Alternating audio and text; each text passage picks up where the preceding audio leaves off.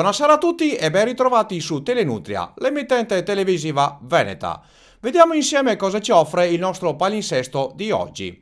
Alle 19 gli amici di Maria, un reportage sullo spaccio di sostanze stupefacenti. Alle 20 uno speciale sulla violenza domestica intitolato Conto fino al 3, se al 2 non te tasi, all'1 te pesto. E infine alle 21 il documentario sulla disfunzione erettile maschile, il silenzio degli impotenti. Ma vediamo prima le anticipazioni del nostro TG. Monselice. Stava caricando la sua moto dopo un giretto a Campi, ma si è incapellato con l'acceleratore. Finestrino rotto e testa macata.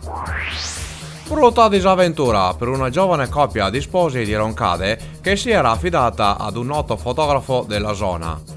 Una volta sviluppato il rullino sono uscite solo foto del soffitto e di due carpe. Sossano. Doveva togliere una grossa soca dal giardino, invece ha spaccato il BMW nuovo. Limena. Stava facendo un passo di breakdance, ma è venuto veramente da schifo. 34 punti nel muso. Soave. Voleva fare Tarzan, ma pesava come un maschio. Frattura multipla con bestemmie.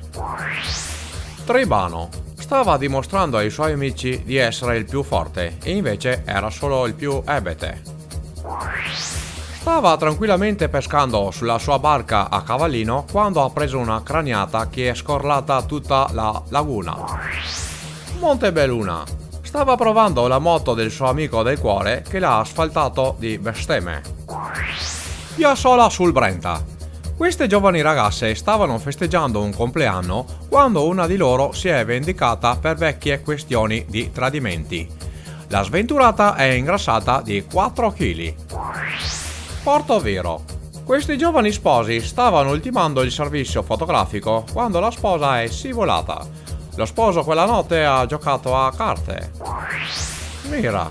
Si stava dondolando con un'altalena improvvisata ma si è imbaucato. Abrasioni ed eresie. Bibione. Voleva lanciarsi in acqua con una corda ma ha sbagliato i tempi. Dal cratere che si è formato sulla spiaggia è uscito il petrolio.